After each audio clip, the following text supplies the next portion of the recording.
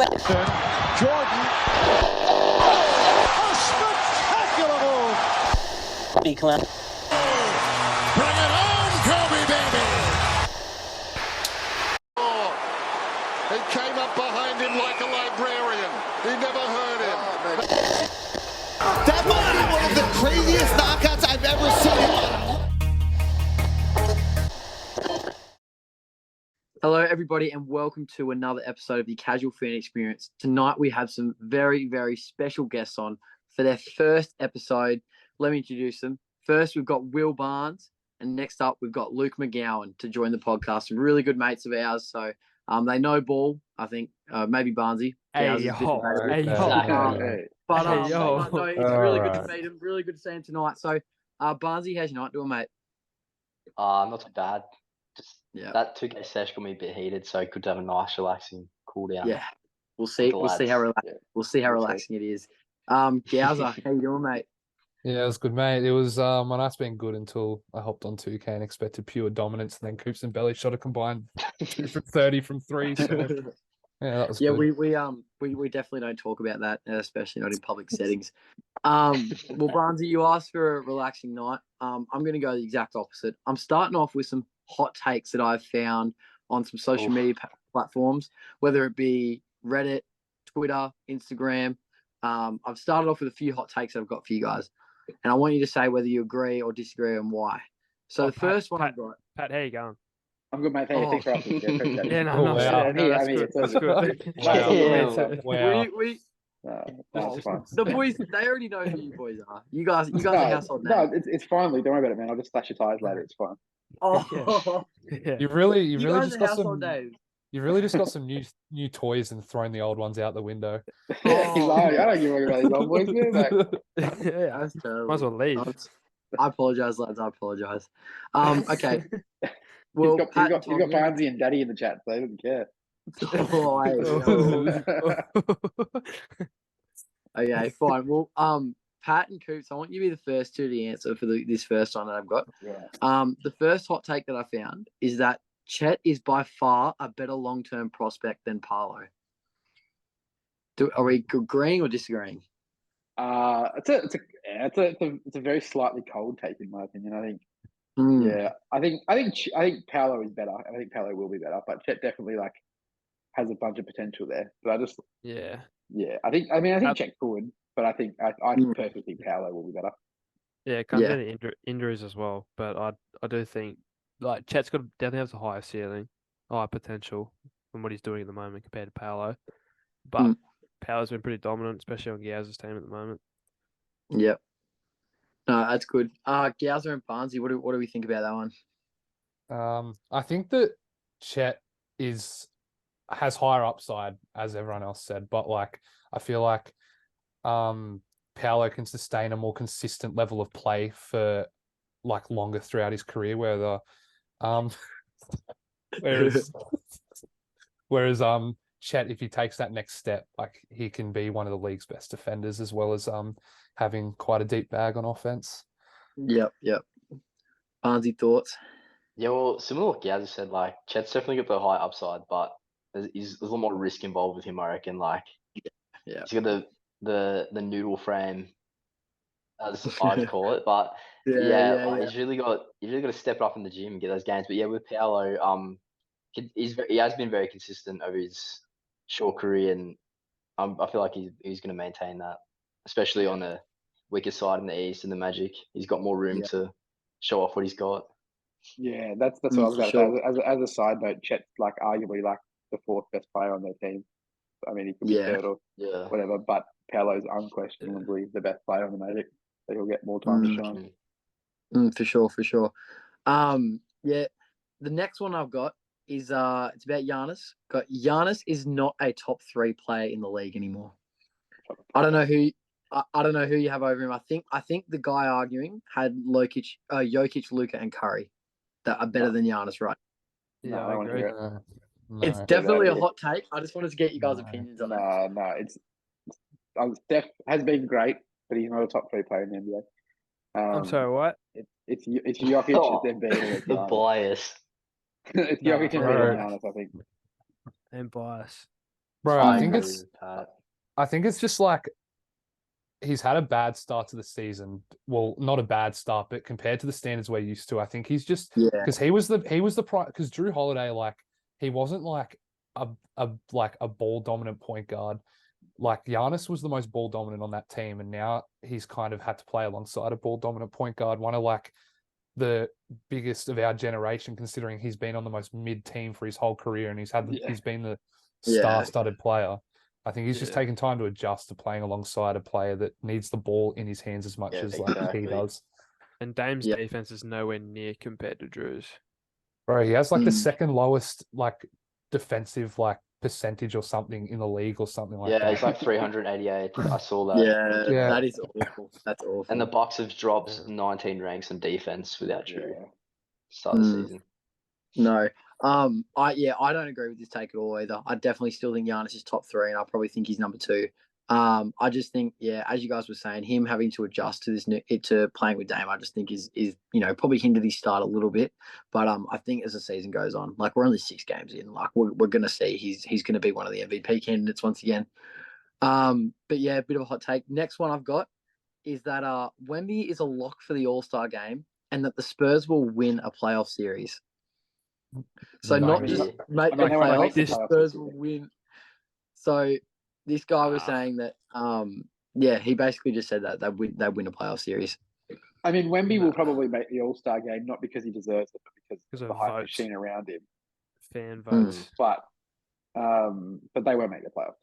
I mean, they'll win a playoff series in 2 years' time, but they're not winning one this year. They got rolled by the Pacers today.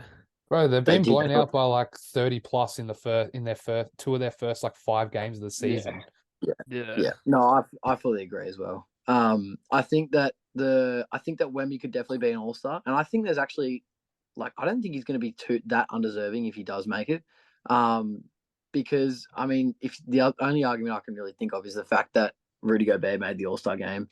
And Wemby defensively, the Spurs have been the 7th ranked defense with him on the floor, and I think they've been the 27th with him off the floor. So his defensive impact is there, and his offensive game is far more polished than someone like a Rudy Gobert or a Jaren Jackson Jr. So that would be my argument for Wemby to make the All-Star game.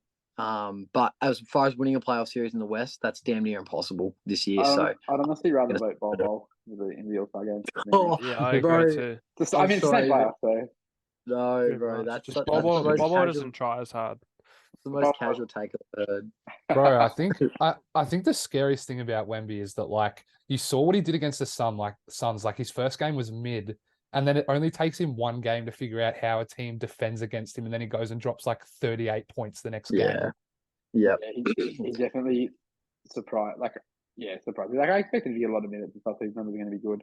He has been better than I thought he was going to be. You know what? If I'm being honest. Yeah, no, Pat was a massive hater. I was on the Wemby bandwagon since day one. So I still don't think he's going to be generational like you believe, but he'll be good. Yeah, he'll be generational too. But generational is so out there, bro. Like genuinely, how many generational talents have we seen? Like MJ, LeBron.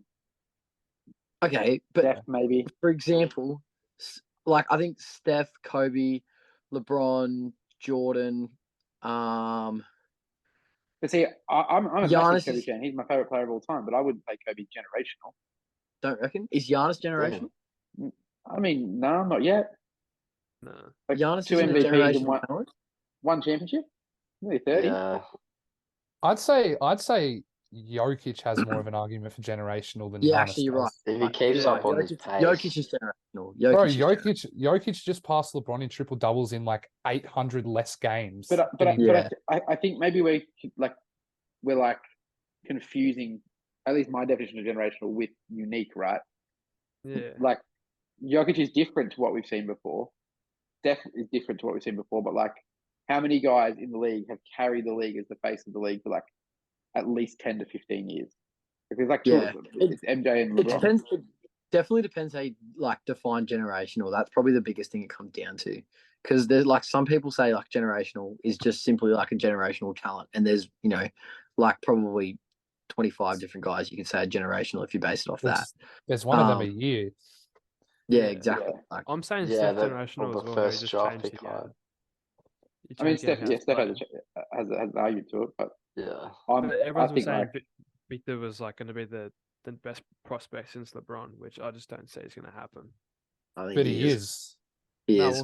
But what's going to happen with LeBron? Yeah, but who's been a better prospect since LeBron? It's about the prospect. Like, it's like as a prospect, he is. Maybe not as a player, but as a prospect, he is. But how much of that is driven just by like the fact that he was so hyped? You know what I mean? Like it's social media. Like we'll see another thing. We'll see another one in 3 years. You know what I mean? Like not another Wemby, right? But like another person the media just overhypes. You know what I mean? To set him up. Like, and I hope he succeeds, man. I really do. I just think he's kind of set up for failure with the amount of like expectations they place on him. Yeah. For my next one that I've got, this one we do a Clippers fan in the group now. The hot take is that the Clippers are the best team in California. So that is the Suns. True. The Clippers aren't the best team in their own stadium, bro. Let alone California. So the teams. Let me run you through the teams. The Suns, Lakers, Kings, and Warriors are the other teams in California. So, honestly, I think at the moment the Warriors are. I think the Warriors are better than the Lakers and the Clippers. Yes, bro. The way they're playing this season is like. Okay, look at the Warriors' schedule. The Warriors' schedule, they have only versed bad teams. The only good team they versed was the Suns, and they lost without Bradley Beal. That was the first game of the year. Yeah, I think California is really close. Phoenix is in Arizona. What's that? Oh, we'll Phoenix is in California. Oh, we'll find. Do you mean the Pacific Division? Yeah, Pacific Division. Yeah. That's right. Okay. I was going to say. That division then. It's too many Australians here. The best team in California, Phoenix. Anyway, but yeah, no, I definitely don't think I mean, I'll let you guys talk as well, but I don't think it's the Clippers. We haven't. Who do you think, Belly? Who do you think? I personally think it's the Suns, and then I think the Clippers and the Lakers are neck and neck, and then I think it's probably the Warriors. We haven't seen the Suns. We haven't seen the Suns trio even play together yet. I know, which is. I mean, I kind of don't think there's a real. Didn't they blow like a 30-point lead to the Spurs? They lost to the Spurs with Book and KD. I genuinely don't believe there's like a clear cut bananas, man, bro. There's a clear cut team in the Pacific Division. I think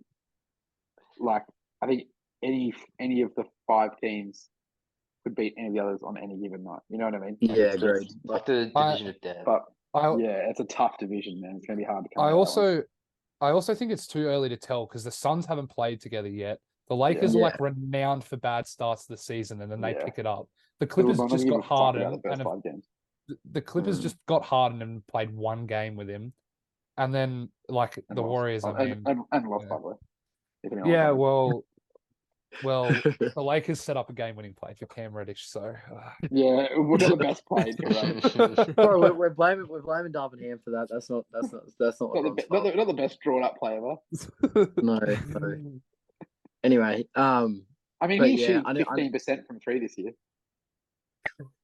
That's not great. That's not a joke either. He's actually shooting 15% from 3. Oh my gosh, that's like Belly on 2K. It's just one of the things. He's in the corner. He's in the corner, just going, "Oh, I wish I was Belly."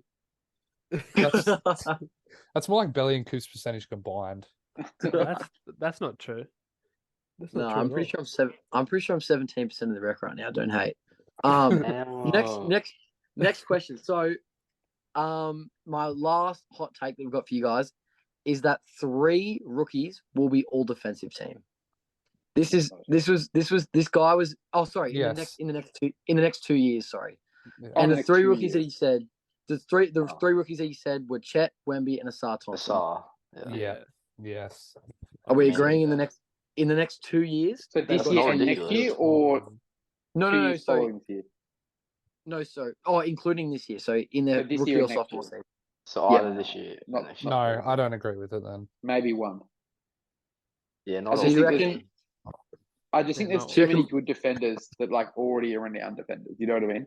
Because there's a little bit of popularity, right? And there's already so many guys that will just take votes away from them for the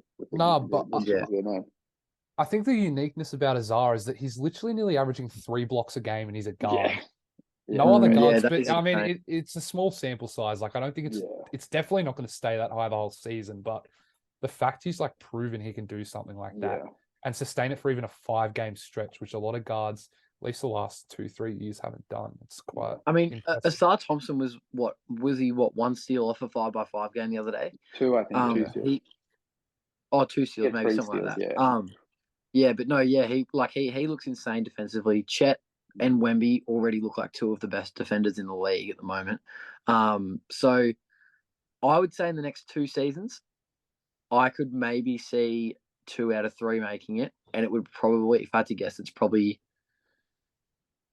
I don't know. It's either Wemby or Chet, and then I think Asar will make it by year 2. I think only one. I think one of Wemby or Chet will make it, but I don't. Yeah, okay. I mean, they all have the potential to make it, but yeah. I think these guys will be like making plenty of all defensive teams throughout their careers. But yeah, in the first 2 years, I think it's going to be close, and it's going to be tough to say that all 3 would make it in their first 2 seasons. So, Azar's definitely not making a 3-point contest after those air balls. Though.